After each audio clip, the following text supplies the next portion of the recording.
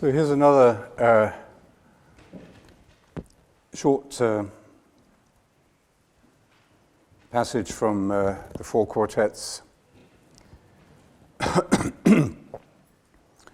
What we call the beginning is often the end, and to make an end is to make a beginning. The end is where we start from. So this is the end of this little sequence of talks we call Milestones, looking at different phases of the human journey. And when I began, I think it was back in January, I intended, no it wasn't, it was February, Ash Wednesday actually. I intended to keep my notes of these four talks in one notebook, like this. We often have good intentions in life, don't we? We're going to organize things properly, we're going to keep to a certain routine, a certain discipline. Well, what happens with my notebooks, because they all look the same, I pick up the wrong one, or I lose one and find it again later, and so actually that neat little idea didn't get realized. But when I came to write the notes for tonight's talk, I thought it was a new notebook, but actually it was the notebook in which I'd written the first notes for the first talk on childhood.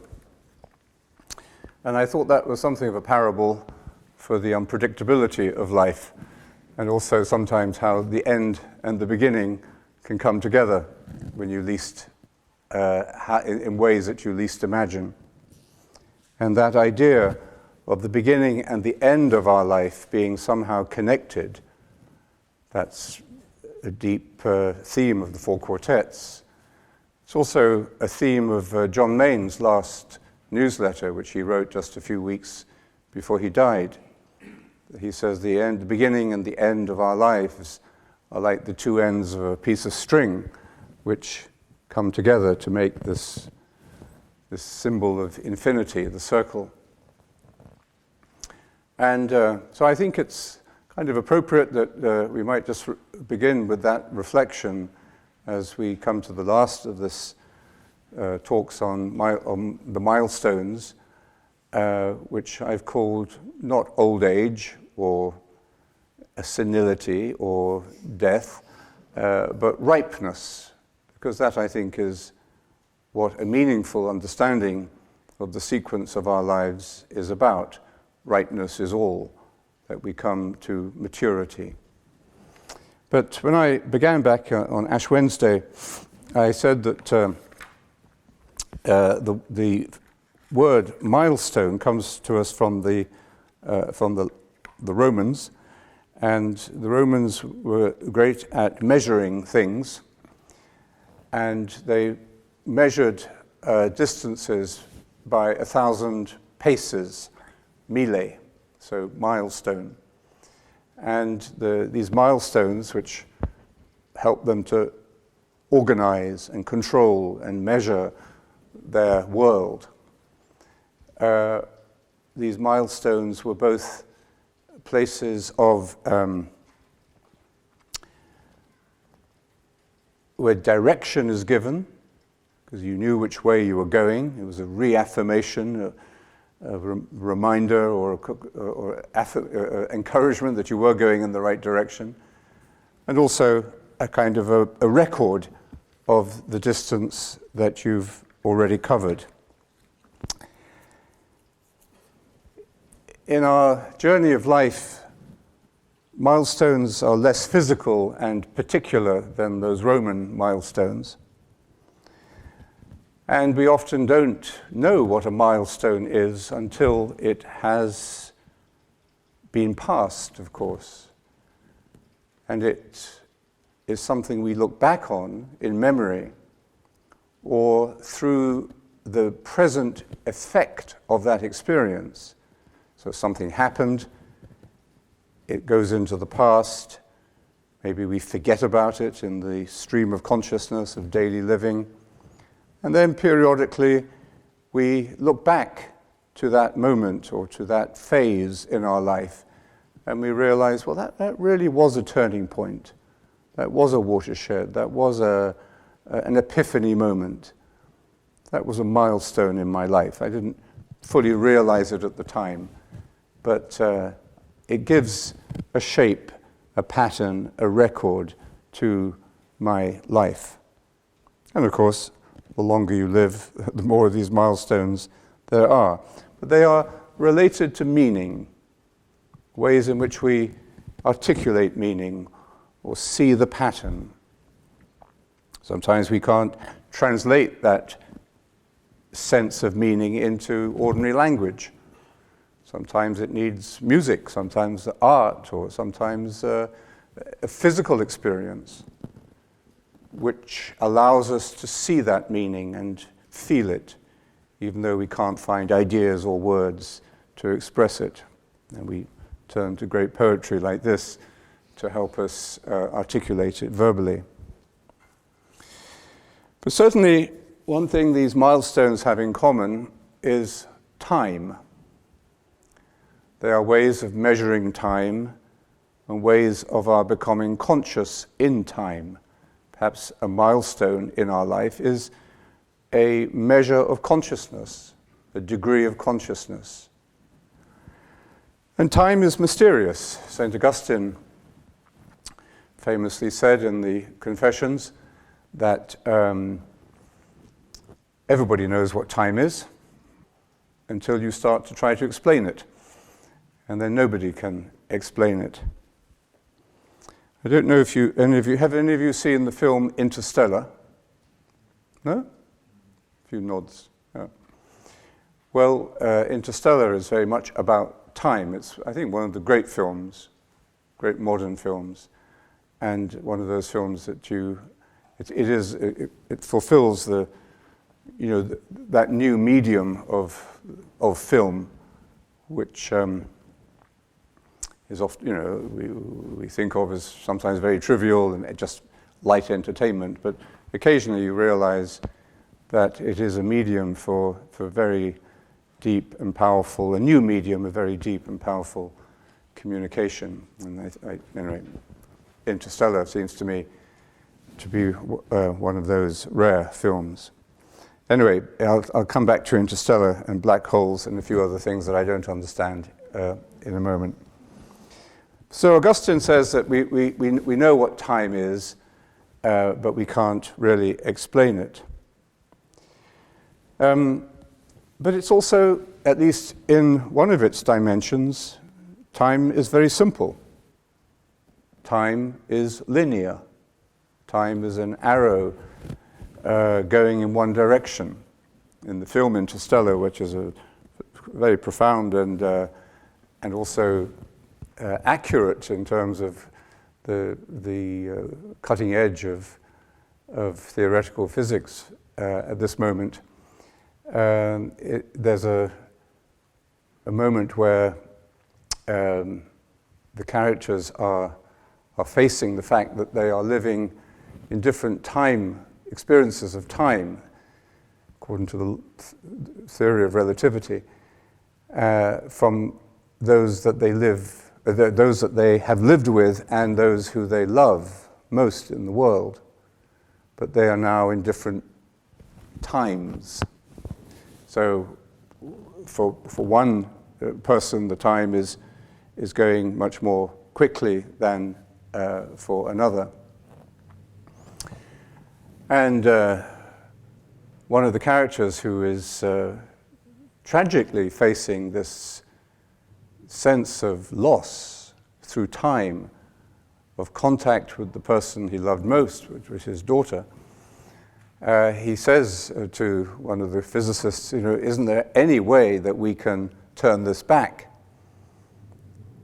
by playing with the laws of physics and the black holes and the wormholes and so on in the cosmos? Because it's through these portals that different experiences of time can be understood or experienced. And the physicist sort of laughs at him really and says, you can't do that.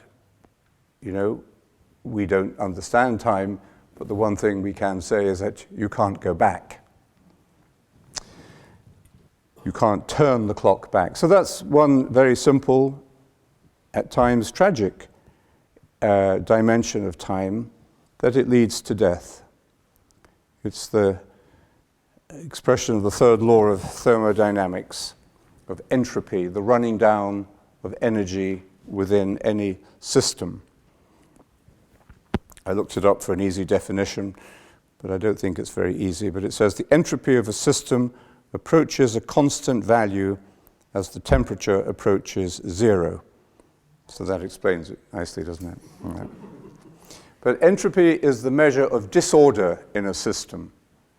So it's the breaking up of what we think of as an orderly, predictable view of the world or experience of reality. But actually, there is within reality this third law of thermodynamics that everything ultimately disengages from order, and the level of disorder increases. In that film, Interstellar, the starting point is a picture of the Earth running out of energy, and not a great deal of information given about how that has happened, but basically we have ruined our home. We have destroyed our planet, and it's running out of the necessary elements to sustain human life. And so we are searching, humanity is searching for a new home. And there aren't many planets in the universe, certainly no planets that we know of in our own solar system or anywhere where we can see, where we can be sure that there is a friendly environment. And so in this film, they discover a great black hole or wormhole in space, many thousands of light years away. And they are able to see through that into a sector of the cosmos where they were able to discover 2 or 3 likely planets where we could all go before it's too late. And these wormholes or black holes are, I'm not an expert on this, I'm being probably, some of you may understand it much better than I do, but the points in space where space is folded. The idea is that you get something like this piece of paper. In fact, they show this in the film. And then you fold space. If you can fold space, that's what we're doing. We fold that piece of paper, right? And then you put a hole through the middle of it. So rather than having this huge distance, which is billions of light years, you bring them together, and it's a very small distance, except you've got to go through this strange thing called the wormhole, or the black hole, or death, maybe. So the film is about what happens when you go through this wormhole and find other worlds, entering into other dimensions through what they call the singularity of the black hole. The singularity is a location or a space in which our consciousness, we could say, is not restricted by biology anymore, and in which we can expand infinitely. In these black holes or wormholes that Einstein predicted in 1916 when the theory of relativity came out, he predicted it long before it was able to be proven that they existed. And because they confounded his general view of physics, he didn't want to prove it. He didn't want it to be proved that these things did exist, but he kind of had proved that they existed theoretically before they were proven and discovered experimentally. But through these wormholes, these black holes, at the heart of them is an object infinitely small, infinitely dense, a singularity. So a singularity, we could say, is something beyond which we cannot imagine. It has not entered into the heart of man to imagine what God has prepared for us, St. Paul says. We literally cannot image what lies beyond that horizon of experience. A gravitational singularity, or in space-time, is a place where gravitational forces become infinite. We cannot imagine the infinite, that infinite density. So these are insights coming to us through theoretical physics. Much of the film is not proven fact, but it's the best theory of the cosmos, the best theory of reality, the best theory of matter and space and time that we have to go on at the moment. And this film, I think, does an exceptional service to people like me who don't understand this theoretically and can't read those equations, but who are able to relate to these insights through the imagination and through the imagery and through the metaphors. Because these insights, theoretical insights, probable insights, which give us new metaphors and new symbols to describe the human journey as we move from one milestone to the other. And the expansion or the discovery of these new insights, I think, liberates us, propels us into a new era of human consciousness.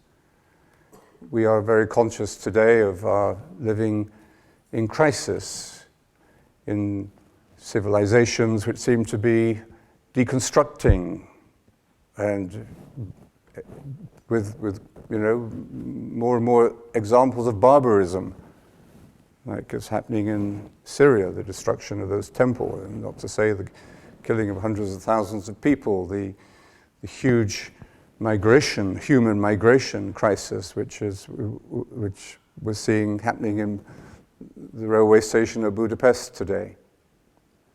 So we're very conscious of living in times of entropy, times where, the great civilized institutions don't seem to be able to cope, either with financial disorder or even with human disorder. So at times like this, we desperately need new hope, new ways of imagining, new metaphors, and new insights. It struck me as I was, during the summer, I took some time of retreat for myself, and I was reading John of the Cross, in particular his book called The Dark Night of the Soul, which he describes the human journey, the spiritual journey, the inner journey, if you like. But even that metaphor of inner journey is a little suspect. It's the human journey. Through what he calls, first of all, the night of the senses, where we, for example, in terms of prayer, begin to move a milestone moment where we move into contemplative prayer from our more familiar world of mental prayer, where we're speaking to God, thinking about God, discussing with God, bargaining with God, using this image of God in our prayer quite validly. And it's not that is unreal or it's not prayer, It's just that there are other dimensions of prayer. And he describes how, as we move from this world of mental prayer, which gives us a lot of consolation, a lot of familiarity, a lot of reassurance, God is on my side. God will answer what I need. But we move to a deeper experience of God. And he says this is going to cause us some feeling of chaos, some feeling of loss, some feeling of disorientation, like going through these wormholes. And our way of measuring our universe, our world, our own experience, our own personality even, all of these familiar ways are going to be disturbed, and sometimes painfully disturbed. So he describes this very powerfully, very with great psychological insight, but he also brings in some amazing spiritual insights into the nature of this milestone moment in our prayer life, in our spiritual journey. Later, of course, he goes on to the second night, which is the night of the Spirit, which is where the mind or the heart or the soul of the person goes through a very dark and bleak feeling of abandonment, of disillusion, of loss of meaning, a very radical kind of unmaking of the whole of one's identity and of our relationship to God. It isn't that actually, according to him, that we cease to believe in God, it's just that we think God has ceased to believe in us, and that God is no longer giving us what we need or cares for us and so on. So, my God, why have you forsaken me? So, John of the Cross, I think with amazing subtlety and deep experience, of course, describes, as far as it can be described, this journey, this part of the journey of human existence. And I felt actually, as I was watching Interstellar for the second time, how much the imagery, the film imagery, related to John of the Cross's ideas of this passage of consciousness. So, time past and time future. What might have been and what has been point to one end, which is always present. Even though our minds can't understand time, and we can't prove any of this scientifically, we do come back continually to the present moment. That's the one reality. That's the one reliable and inescapable point of existence, the present moment. So we may not be able to understand the whole picture, but at least we know we're here. We are in the present moment. And this is the moment in the mystical vision, both John of the Cross, and I would say perhaps lying behind some of this theoretical physics, where the end and the beginning and the end are united. Where the two, as John Main said, the two ends of the piece of string are brought together. My end is my beginning. With every milestone in our life, when we recognize it as a milestone, every milestone we could say is a new beginning. It's a death passage, and it's a birth canal. And as we go through this wormhole, or these black holes, or these radical moments of evolution and transition in our lives, we are, in a sense, a different person. But the difference is as important as the continuity of our identity. So we could say we are a different person, but we're obviously the same person. And the difference and the sameness are equally important. Eliot captures this with a beautiful image of travel, of a journey. And the image here is when you're sitting on a train and you're looking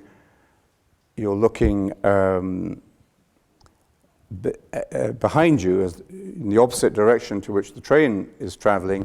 The narrowing rails slide together behind you. They seem to slide together. When you're on a boat, the furrow of the boat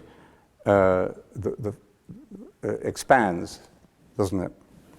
Anyway, so this is what he says. Fare forward, travelers, not escaping from the past into different lives or into any future. You are not the same person, you are not the same people who left that station or who will arrive at any terminus. While the narrowing rails slide together behind you, watching the furrow that widens behind you, you shall not think the past is finished or the future is before us.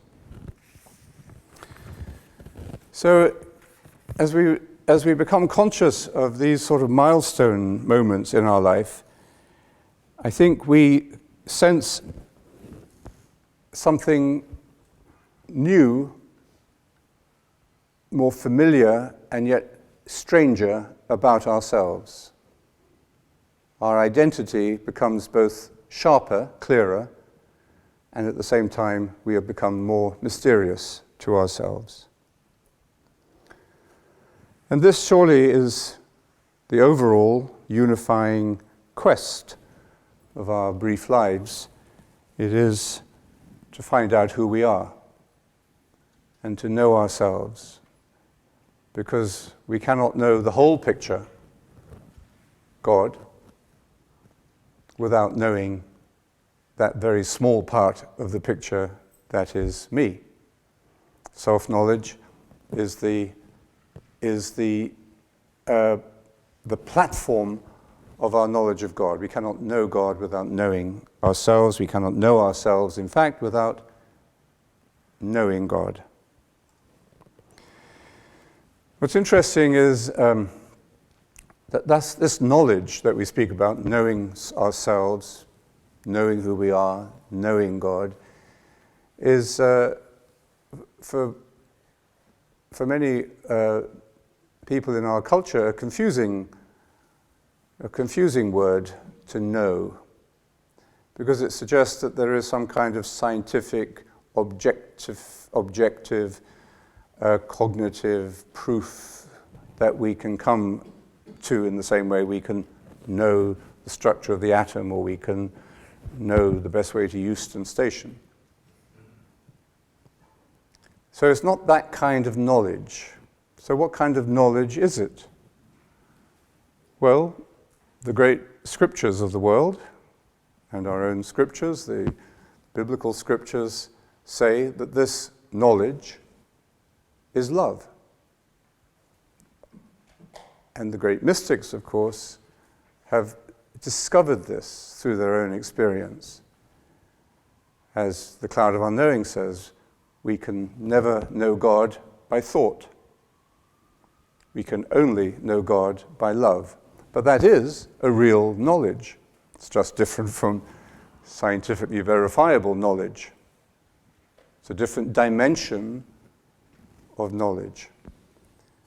And interestingly, in this film, Interstellar, I think this is the last time I'll mention it, but this is one of the key dramatic elements of the film, is the love of the hero figure for his daughter, from whom he's separated by by all these different dimensions of time and space. And but there is a theory in the film that the two forces in the universe that run through all dimensions of time and space are gravity and love. And love is a universal and prevailing force in reality, in the cosmos. So, as we meet, recognize the different milestones in our lives, we are, I think, made more conscious of of how little we know about ourselves, and yet in knowing that, we know more about ourselves.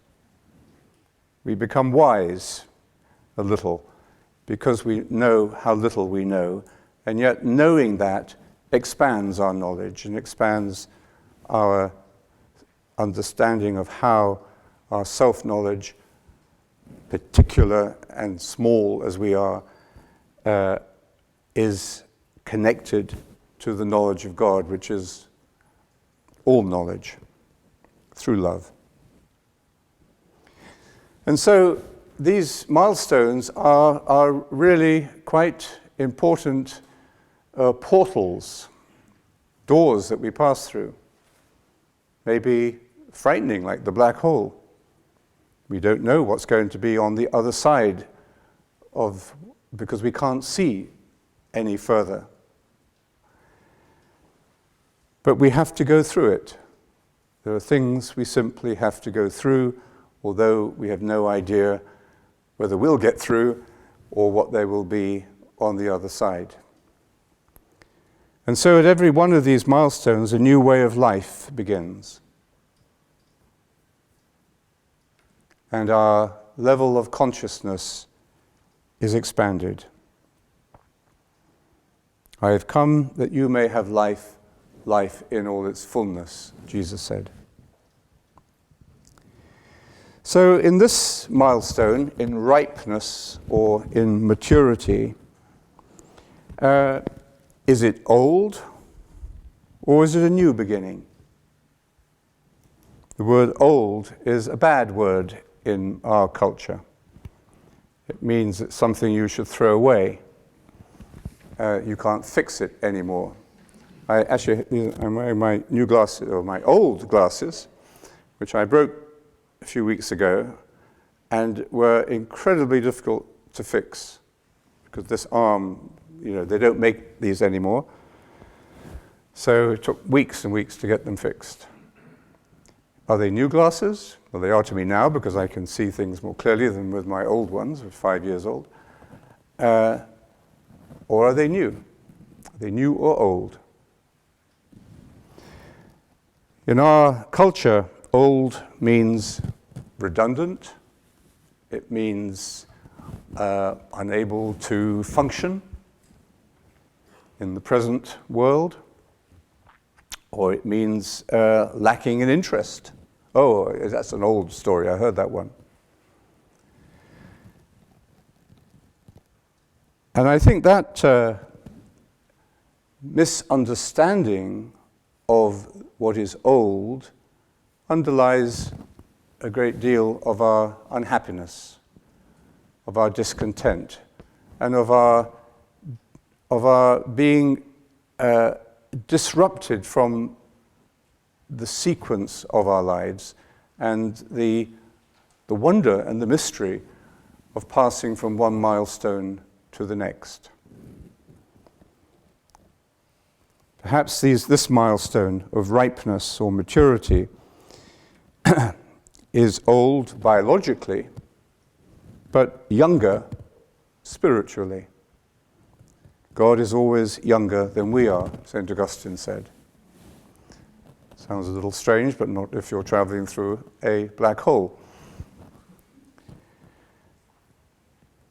In any case, these milestones, and this one in particular, needs a new kind of self-awareness.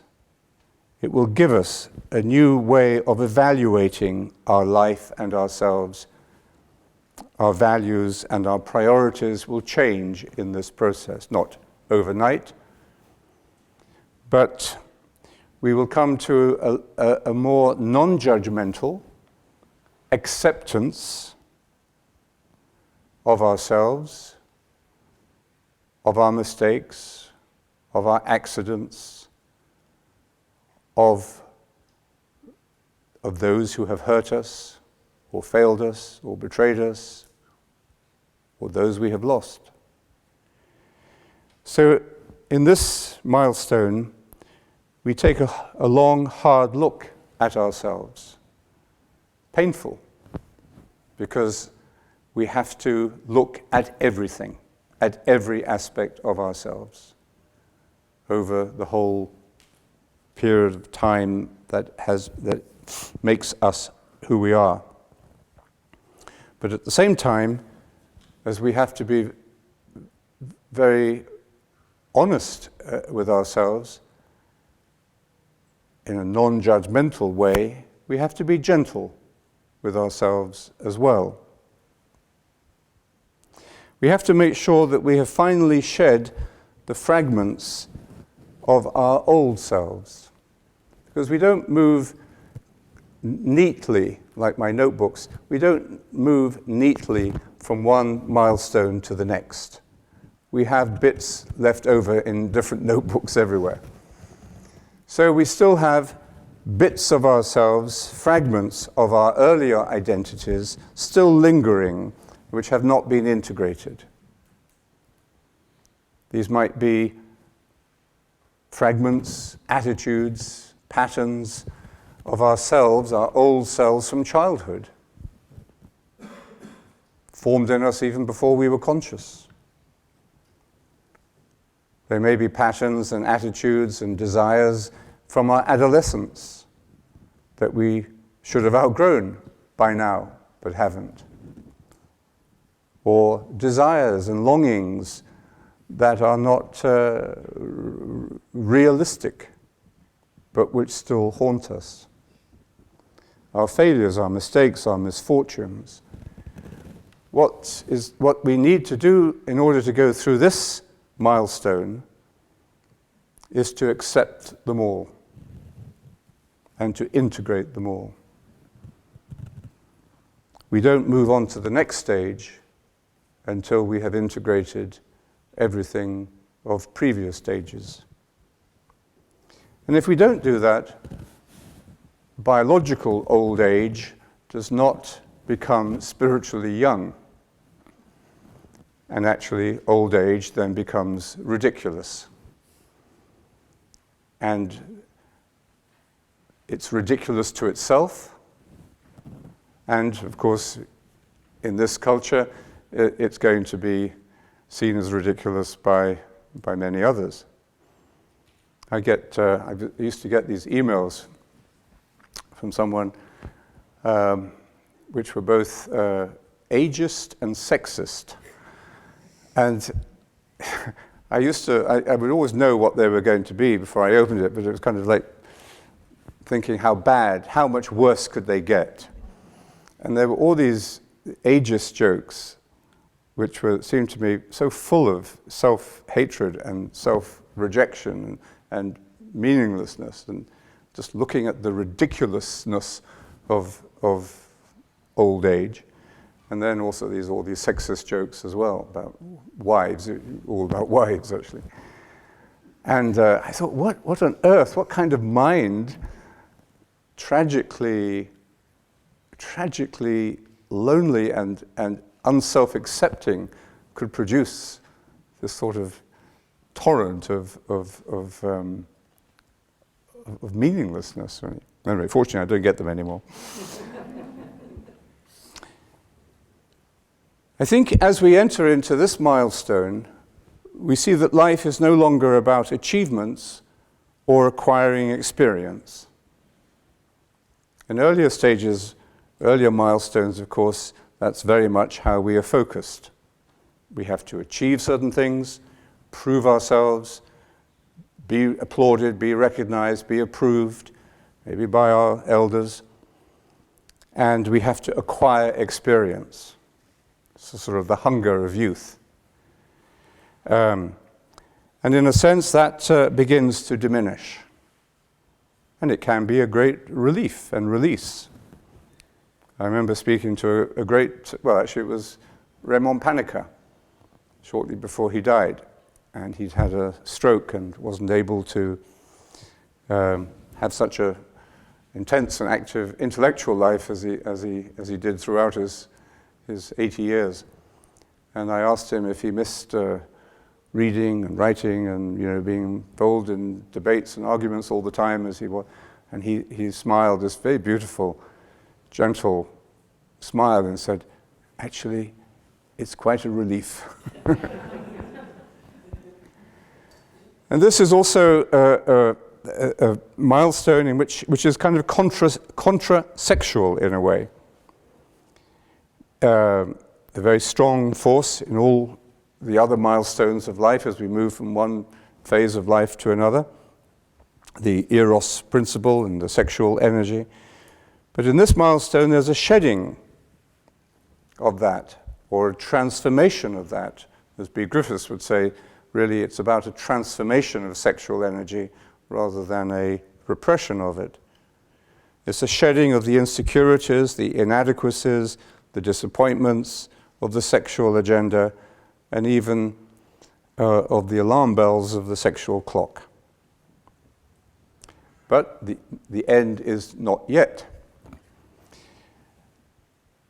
As this process of integration completes itself, and we perhaps painfully recognize that there's still a little bit too much of our former selves hanging around, making trouble that has not yet been integrated, that has not been matured. As that happens, we discover new seeds of existence, new seeds of consciousness, new potential that we had not been aware of before, and with it a new sense of freedom. And in this period too, we probably give greater value and time to the integrity of our feelings. Often our feelings, we don't, in those earlier stages, we don't really understand our feelings, and we don't give them the time and the respect that we should, because we are driven by some goal, some achievement, or some desire. But as this process of integration happens, we begin to recognize the wisdom of our feelings, what messages they are carrying, and how we need to listen and feel them. And as that happens, what might seem to be the crisis of our life begins to transform into opportunity. The attention, or the kind of attention we give to the world, determines the world we're living in. That's why it's very important that we encourage as many people in the world to meditate as possible. Because the kind of attention that meditation makes possible changes the world. Because the kind of attention we give to the world determines the world we're living in.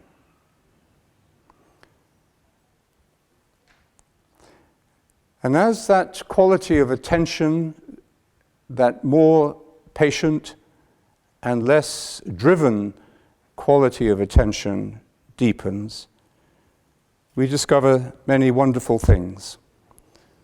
Whatever is hidden is meant to be disclosed, and whatever is concealed is meant to be brought out into the open. What seems to be loss is reimagined or rediscovered as finding. This period of ripeness begins with a contraction. Objectively speaking, you see the limitations that come with the biological aspect of this process, for example, or even the psychological or neurological aspects of this phase of our lives. So it might seem as if there's a diminishment, a contraction, a loss of faculties. objectively speaking. But subjectively speaking, in other words, what we actually feel ourselves, that accepting that, okay, at that level it's true. We're not as active or as capable of doing many things as we were before, and yet that can be accepted because there is, to the inner eye, as it were, an expansion of consciousness. So even if physical and psychological faculties diminish, a sense of joy and liberty can expand. Even if we feel less independent in the world, or we see others looking at us condescendingly, nevertheless, a sense of our own identity and value can grow and expand. So what we're doing in this phase, in this milestone, is entering closer and closer through the wormhole of reality into the paradox of existence. The paradox that is exemplified in the story of the gospel. The paradox, fundamentally, of death and resurrection.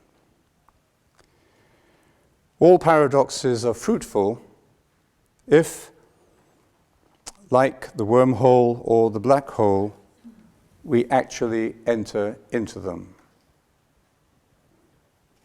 That's the big risk. And in a way, I think that's the risk we take when we meditate as well. You know, we can never be creative. We can never learn to love. We can never discover our true self or our true talents without taking a risk.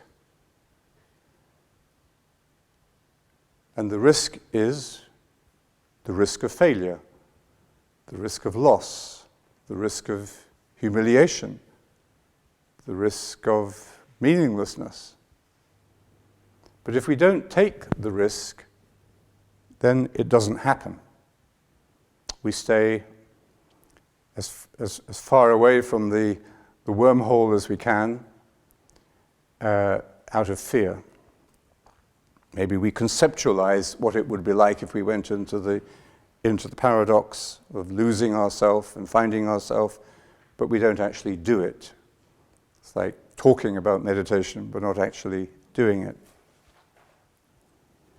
So all paradoxes are fruitful if we enter into them.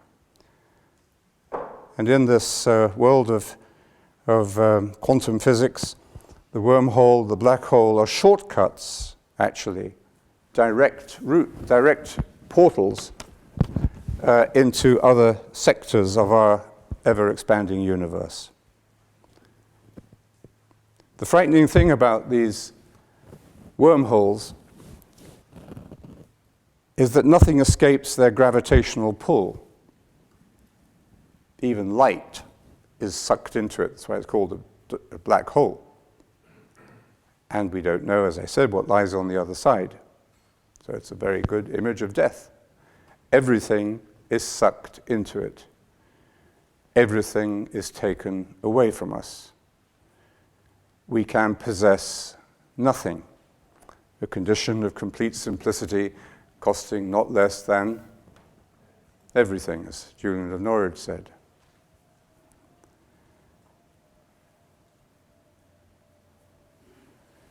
So I think depends when you started to meditate in your life, but if you started very young in your life, as we are trying to encourage more and more children to do, and through schools and through families, it would be a wonderful discovery through the different milestones of your life to see the meaning of these transitional moments through the paradox of meditation itself.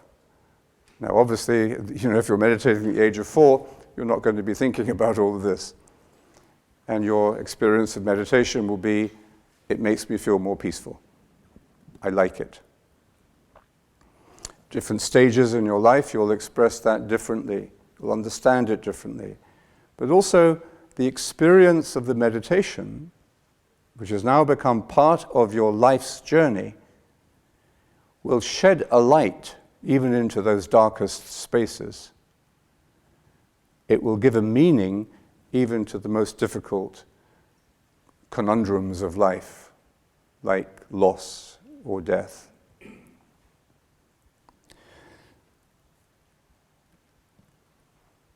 So I say at the heart of the gospel is this paradox of losing self so that you may find yourself, of dying so that you may rise again. And the best expression of that is the Zen idea, or one of the very fine expressions of that is the Zen idea of beginner's mind, Zen mind, beginner's mind. It's having a beginner's mind. Or, let's say, in the terms of the gospel, becoming like a child. So that you are able to experience and taste reality more sharply, more accurately, more directly, with less filters, less preconceptions as you get older or as you make this journey. Whether it's how much this is related to biological transition is another question. Some people may come to this at a much earlier age. Others may not come to it, to the very end. But certainly, this process, this passing from each of these milestones in our lives to the next, should be bringing us to a more simple beginner's mind, to that childlike state which Jesus says is our capacity to enter the kingdom of God. A sense of immediacy, a sense of the sacredness of the present moment, or what Blake called the holiness of minute particulars. Like a wise but mature child, filled with wonder at the mystery of the whole of our potential experience, the mystery of the world. So I think this milestone of ripeness, of maturity, though it may be associated with a sense of loss, a sense of approaching mortality and so on, can be viewed very differently.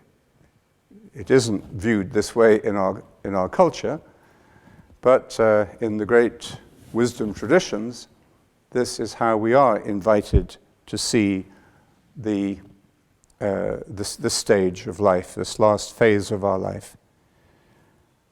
An experience of greater experience of reality, the freshness and immediacy of the present moment. And in that, whatever our other aspects of loss may imply for us, or however much that may sadden us at times, that sadness of entropy, the running down of the system, the greater disorder of our lives, the approaching of our death, that is made very small compared with the feeling of being overwhelmed by the beauty of the whole. Simone Weil describes beauty as the smile of Christ rippling through the universe. And she says, when we encounter beauty in this way, we learn not to try to touch it or to possess it or to control it, but simply to enjoy it. Enjoyment is actually what this milestone of ripeness, maturity is about. And this is why it is so wonderful to meet people at the end, whatever age they may be actually, in this period of their journey, who are really enjoying life each day, each morning, each afternoon, to the full. I spoke about that last time, I think. And while living life to the full and drinking deeply from this wellspring of life that they now feel close to and one with, they are at the same time ready to let go, ready to be sucked in completely into that wormhole. And even eager, in one sense, not that they're eager for death, but they are eager and ready to go to the next the next step. And what is the next step? Maybe the next step is that we go into a universe where there are no milestones, where everything is present. And the condition in which all of this maybe sounds abstract, but it's not really abstract when you meet people who are in that space, is beauty. We think of beauty very often in other ways, again in our culture. But to be with someone of whatever age or in whatever physical condition who has reached or is reaching that milestone of ripeness, maturity, that beauty is radiant, both physically and spiritually, through them, with them. And we're reminded that what is beauty? Beauty is the gift of the whole in a part. So the whole mystery, which we cannot imagine, gives itself to us in these moments, these objects, these people, these things, these words, whatever they are, of beauty. And with that comes the great humility of wisdom and a new perception of the fullness of the present moment. So let's end with a little bit more T.S. Eliot.